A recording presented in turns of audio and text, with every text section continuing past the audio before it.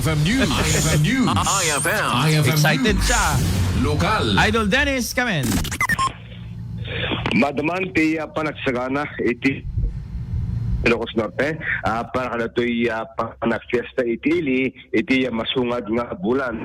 Naman, iti nakomplano nga programa sabi ka sa mekan iti Bundaway kada iti aming organisasyon iti ili nga magpaset iti panagfiesta iti ili ti Adams Ilocos Norte.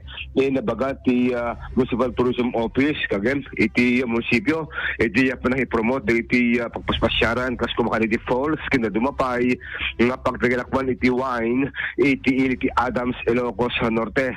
At dumaten iti itap nga dumapay nga organisasyon para palang iti panang padaig iti panagfiesta ti ili iti asakbay iti Holy Week.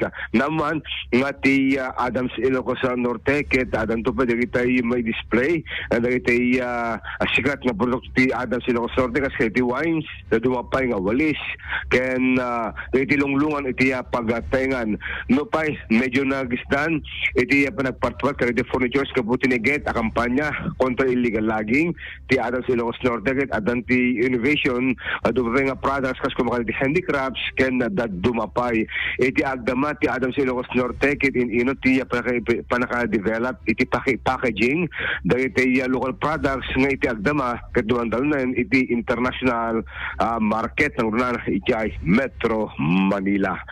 Idol Dennis Gabriel Alipio, Tatak, RMN.